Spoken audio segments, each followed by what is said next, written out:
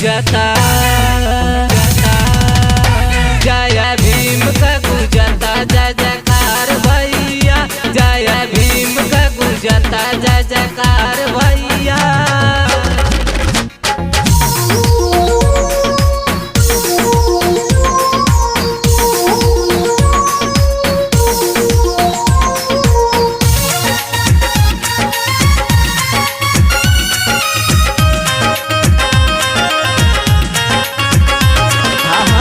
चौदह अप्रैल बाबा लिहल जनमवा लिख गल बाबा देखा भारत संविधानवा।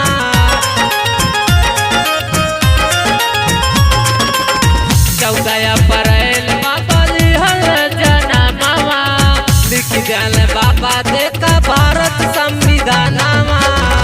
देखा गुजता बाबा का जय जयकार भैया देखा गुजता बाबा का जय जयकार भैया।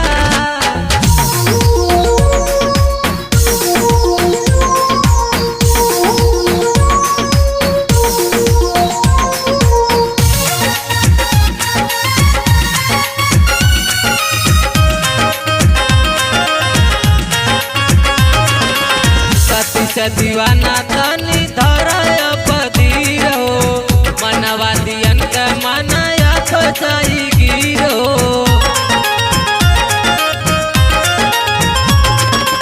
सती से दीवाना तनी धरय पदीर हो मनवा दियन के मनाया तो जाई गिरो। बाबा साहब दिहल हमने के बार भई केहू कैसे भूली उनकर